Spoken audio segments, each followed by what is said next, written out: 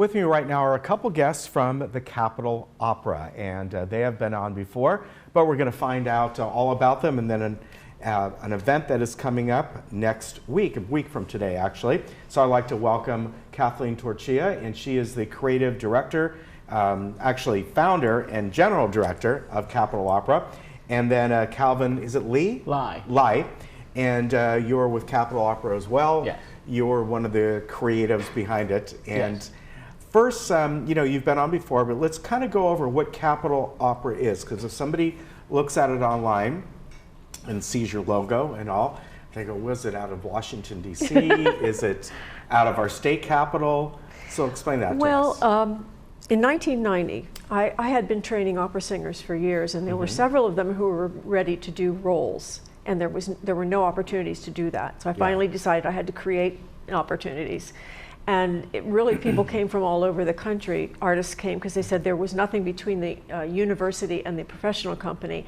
And to get into the professional company, you had to have some experience. Yeah, I could see that, yeah. So we sort of pioneered the community opera company, and our mission is to provide performing opportunities to both developing and professional artists, and also to bring affordable performances to the communities we serve. All right, and that, you know, that makes a lot of sense, because, you know, you don't really think about it, but the world of opera is probably pretty small.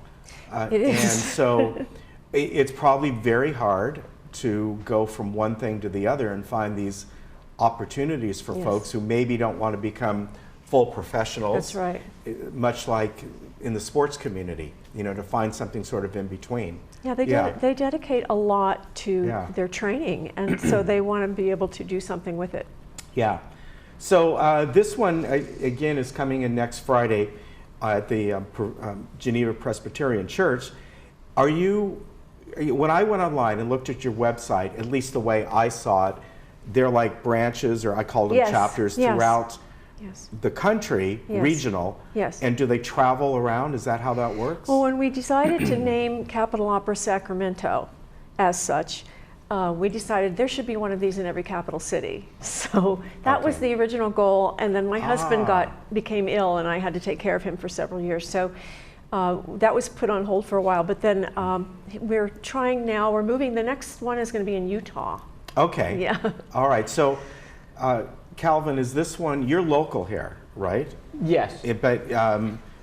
So you live here in Orange County, or do you travel around with the opera? Well, I do live in Orange County, as does Kathleen now. Okay. And yes, we do travel with the shows. We'll go to one of our cities, and usually our talent is from that general area. Okay. We tried definitely to cast local artists. So they're all for this performance, they're all from Southern California. Okay. But some of them do travel around if you need some people? Yes. Okay. Yes. Now, as far as this performance goes, this will be, again, next Friday, a week from today, at Geneva Presbyterian. And you have 7:30 on Friday, 7:30 p.m. on Friday the 26th, and then Saturday at 2:30 p.m. the 27th. That's correct. So are there people that are living here in the village? Any of them are into opera? Most of our audience is Laguna Woods Village. I used to live here. Oh, you did? Yes, okay. Before my husband was hospitalized, we owned a place here. And yes, so many of our audience members are from Laguna Woods. Okay. Yes.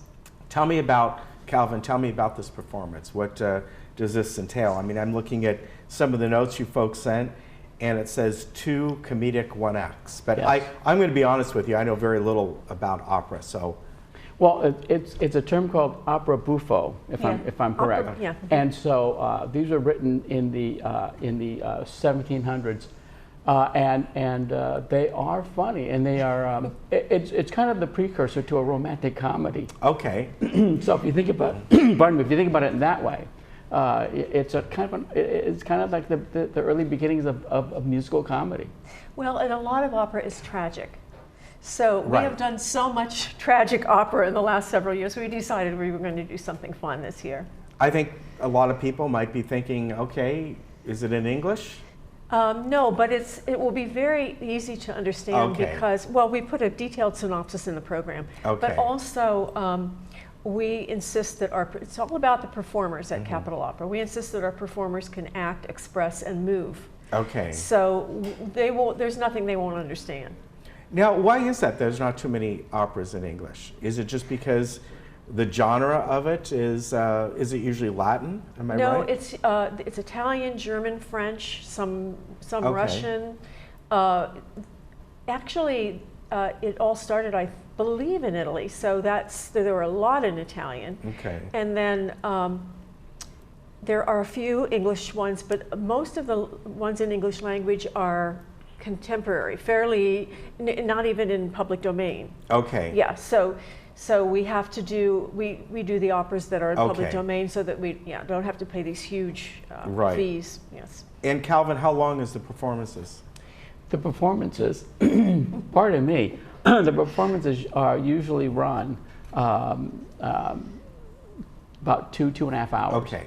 All in right. total, and This we're one doing two won't. hours. This one won't. This Oh, one, this yeah, one's these shorter? are, yeah. The first one's about 45 minutes, and the second one's about 50 minutes. Okay, and it's $20 per person, Yes. right? And you can get at the door, or you can get it online if you'd like to do it that way. And it's ticketleap.com. Yes. Is that what it says? Okay. I don't Yes. know. Is it Tickly? Okay. So they can go there and then look up Capitol Opera and go from there. That's correct. Yeah. Yes, that's Okay. exactly correct. Now, how many performers are there? In this particular one, there are 5, 6, 7, 8. Okay. So is that normal for an opera? Is that small? Well, Again, I don't really we know. don't always do an opera chorus. Okay. One of these operas has a chorus, but we're not using the chorus. Okay. So, but sometimes we do. We just did Cavalleros de Cana in June, and in Harrisburg, and we did use a chorus for that. Okay. So there were more, but with this one, we're keeping very intimate. All right, and as far as the location, very close by here. Yes, And they yes. actually have, performance hall there, so it's nice. Yes, that's where we're performing, in Simpson Hall, and we've done that. We've Yes, you performed there have. before. Yeah. Yeah. And how often do you do this? I seem to think you guys were on about 6 months ago. Am I wrong? Has it been No, longer than that? we do it every July. Okay, so it has been a while. Yes. All right. Man, time goes by. I know. And our season usually goes, we do something in May, June, and July, and Okay. sometimes in September, and then Okay. we're done. Mostly because some of our companies are in areas where the winters are very severe, and so we do everything in the more mild months. Yeah.